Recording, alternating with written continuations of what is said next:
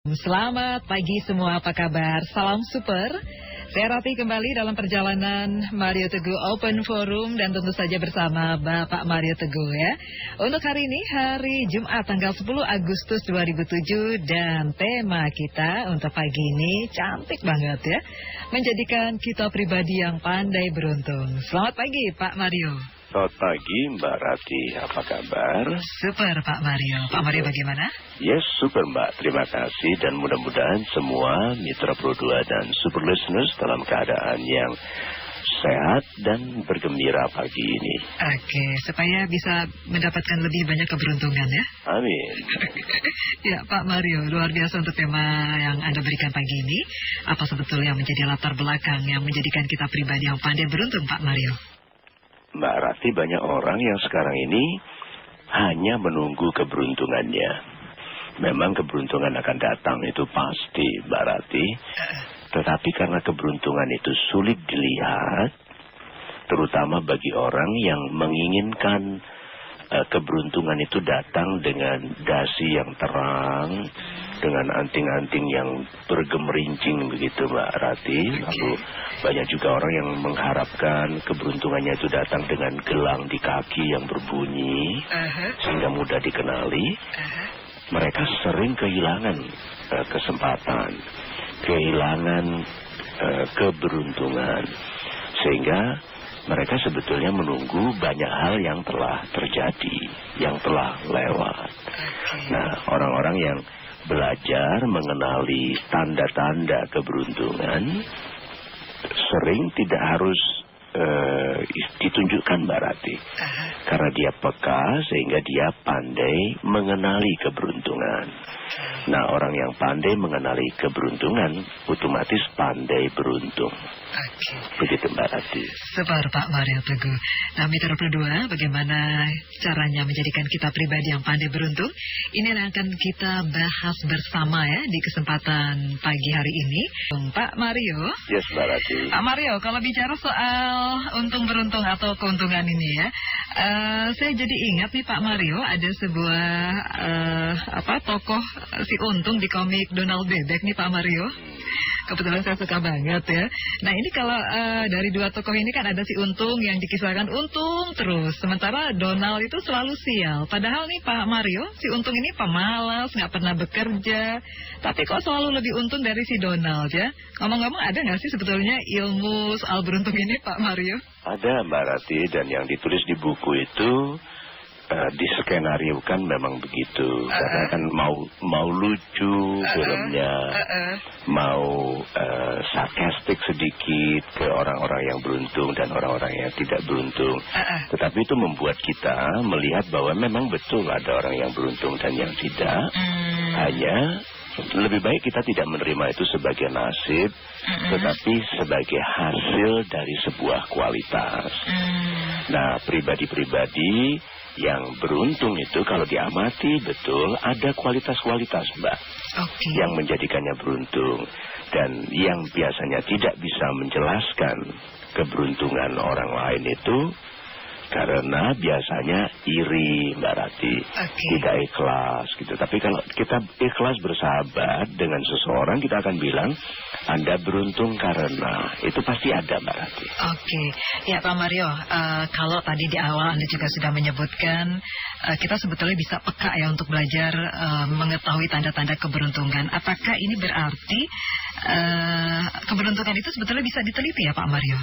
Bisa Mbak Rati dan bisa dilakukan. Jadi hari ini terutama kalau mitra Pro 2 mendengarkan sampai 3 langkah super terakhir, saya tahu sebagian besar orang masuk kantor jam 8 dan kita baru selesai sekitar 8.15. Kalau Anda bersabar, mohon Anda ikuti 3 langkah super dan semua pembahasan sebelumnya. Mudah-mudahan hari ini dan hari-hari selanjutnya keberuntungan menjadi sangat logis bagi kita. Kalau gitu kita langsung sambut untuk SMS pertama dari Mas To ini. Salam super Pak Mario. Salam super Mas To. Bagaimana proses biar keberuntungan tetap berpihak pada kita? Terima kasih.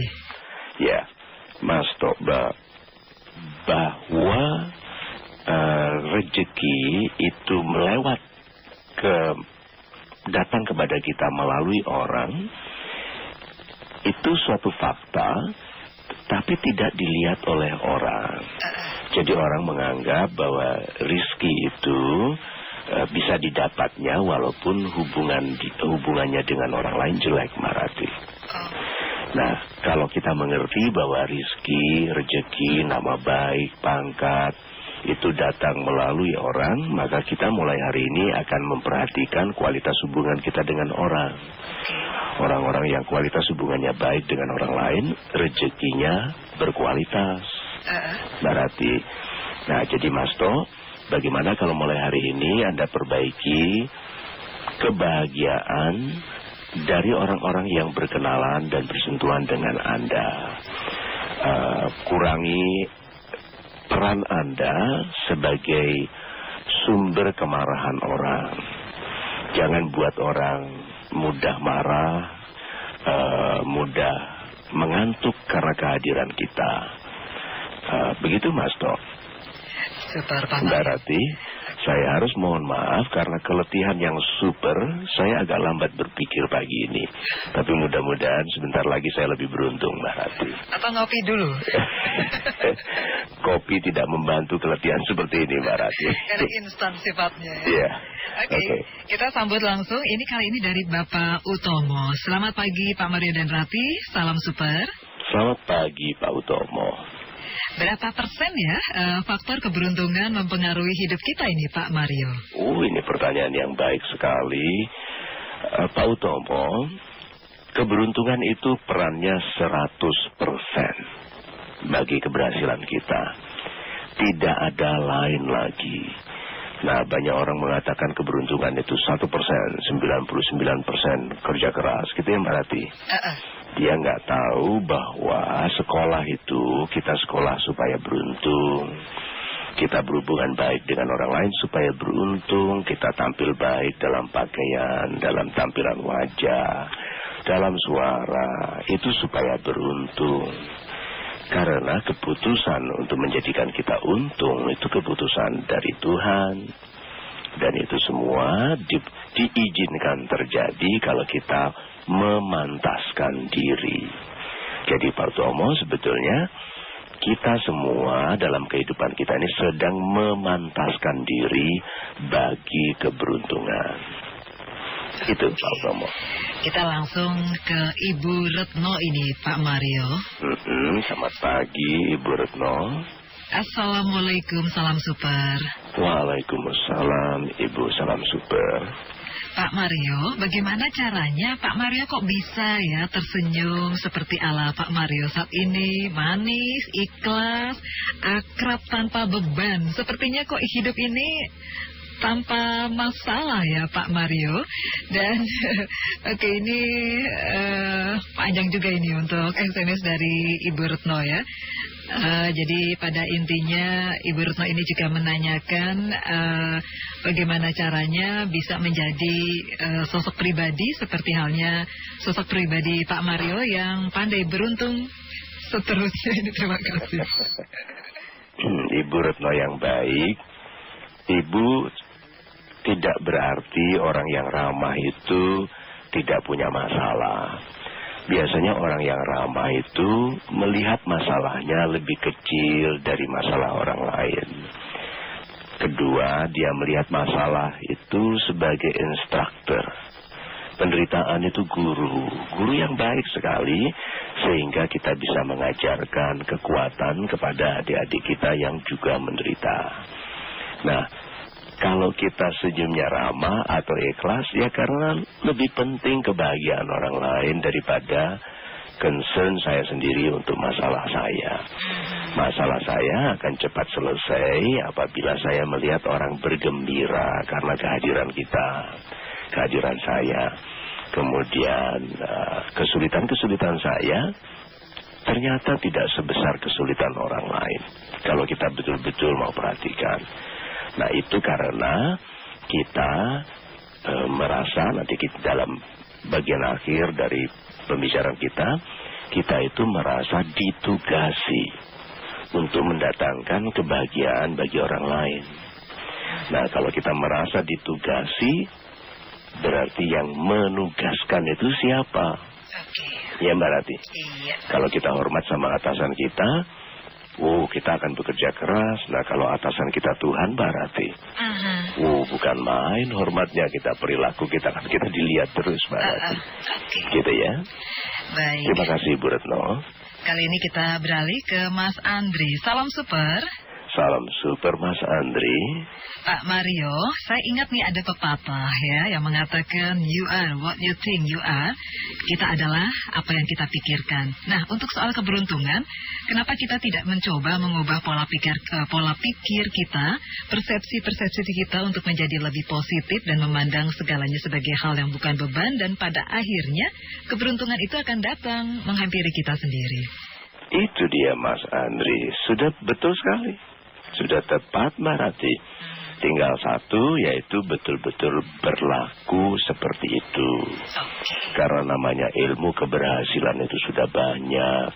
Ditulis, dibaca, diajarkan. Ilmu keberhasilan itu sudah proliferate. Sudah tersebar di mana-mana. Yang belum tersebar adalah tindakan yang setia dengan ilmu tadi. Banyak orang ingin kaya, tetapi perilakunya tidak menandakan dia akan kaya. Kasar, boros, malas, menunda, sombong. Itu Mbak Rati. Terima kasih Mas Andri. Luar biasa ya. Jadi mempersepsikan segala yang terjadi dalam sebuah kepositifan berpikir ini akan membuat kita mungkin akan lebih terus bersyukur kepadanya dalam keadaan apapun ya Pak Mario. Betul. Oh ya, Pak Mario masih ingat nggak PR Pak Mario yang minggu lalu? Apa itu? Kita kan diminta untuk menggambarkan rumah kita 10 tahun mendatang seperti apa ya? Oh ya, yuk kita lihat gambar rumah kita. Nah, ada orang yang menggambar rumah, lihat gambar kita ya. Seperti rumah kecil, yaitu kotak dengan segitiga di atas, hanya besar. Nah, ini orang hanya mau besar, tapi belum tahu kualitas. Ada tau Mbak, orang yang mau rumah besar, itu rumahnya sebetulnya rumah kecil, cuman gambarnya besar. Nah, ada yang sudah mulai bertingkat, karena dia noleh, lihat orang kok gambarnya rumahnya besar, aku kotaknya ditambahin, gitu Mbak. Kotaknya banyak, jendelanya banyak, nanti ditanya, ini apa, kos-kosan ya, gitu. Nanti dia ketawa, gitu Mbak Rati. Ada yang sudah gambarnya cantik, pintu gerbangnya sudah ada, atapnya sudah modern, sudah teralis-teralisnya cantik, tapi dia lupa membuat halaman. Ada orang yang rumahnya kecil Mbak Rati, tetapi kelihatan halamannya luas. Pohon kelapa saja sama dengan lantai 2 rumah dia. Ada yang begitu. Ada yang danau digambar di pinggir sana. Kemudian ada gunung di latar belakang. Ada mobil besar-besar banyak. Di sebelahnya kan dia juga punya perusahaan taksi. Nah, orang dalam menggambarkan rumahnya di masa depan, itu sebetulnya menggambarkan keyakinannya tentang haknya untuk berhasil. Orang yang merasa berhasil akan menggambar rumah seindah mungkin. Begitu Mbak Rati. Super Pak Mario. Ini saya langsung sambung ke SMS mengenai rumah masa depan ini Pak Mario. Oke, dari 0816145117 sekian. Pagi Rati dan juga Pak Mario. Selamat pagi. Ini dari Bapak Hoknio di Bekasi. Hoknio? Di Bekasi. Oke. Pak Mario Teguh, untuk minggu lalu, ini saya punya gambaran rumah saya 10 tahun nanti, tidak ada yang bocor dan catnya juga nggak jamuran. Iya, Pak Hoknio, tidak apa-apa Bapak. Dia ada salah satu rumah kami yang sedang direnovasi.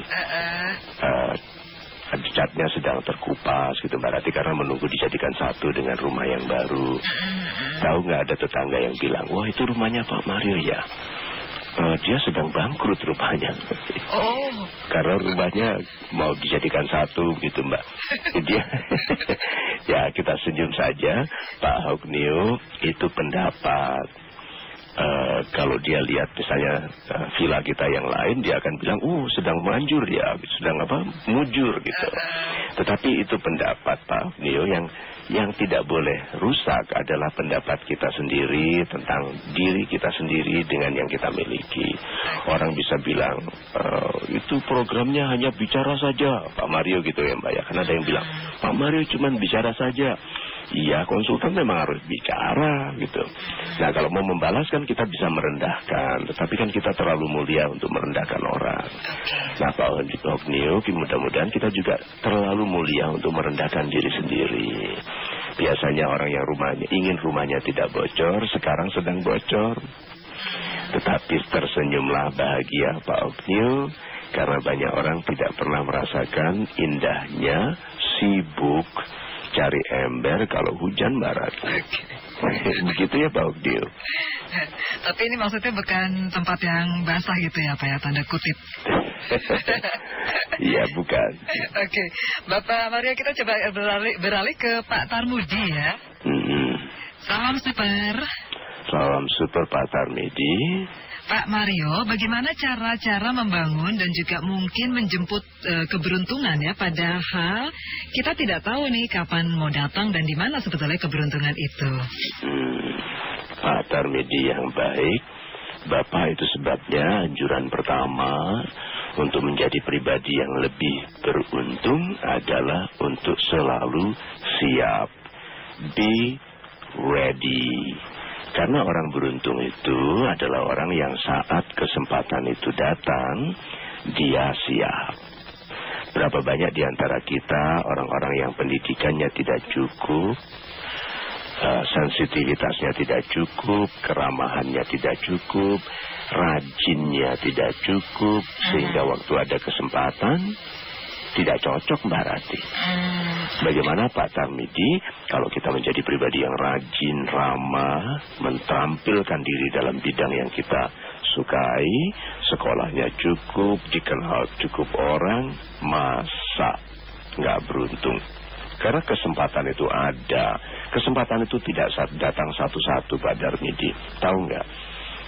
Kesempatan itu datang dalam pasukan yang lebar.